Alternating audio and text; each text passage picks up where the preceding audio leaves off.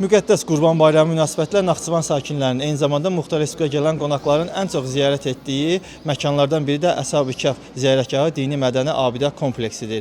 Ziyarətə gələnlər burada qurban kəsməklə yanaşı həm də dualar edib ehtiyacı olanlara əl tuturlar.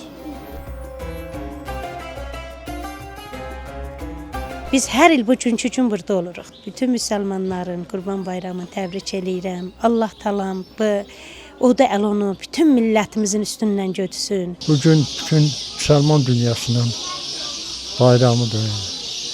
Biz də ona şərik olub gəlmişik. Necə eləyək? Duamızı eləyək bütün Müslüman dünyasına.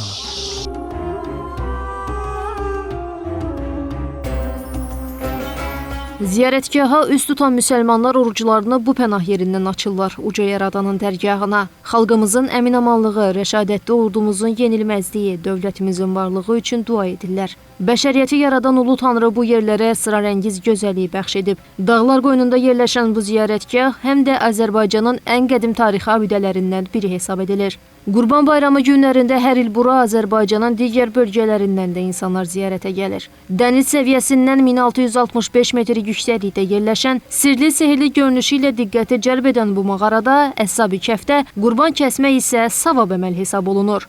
Qurban Bayramını təbrik eləyirəm. Allah hamınıza can sağlığı versin. Qurbanlar qəbul olsun. İlk dəfədir ümumiyyətlə Naxçıvana gəlirəm. Burada ilk dəfədir. Möhtəşəm yerdir çox. Gəlmişik, birinci dəfədir. Çox bəyəndik. Bayramımız, Qurban Bayramımız mübarək olsun.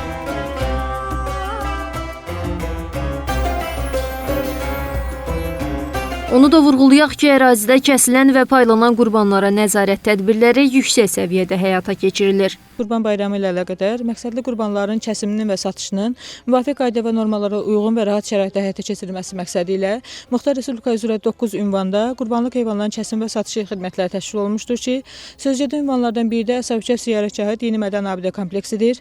Qurbanlıq heyvanların kəsimi yalnız xüsusi ayrılmış, sanitariya və gigiyena tələblərinə cavab verən yerlərdə həyata keçirilməlidir.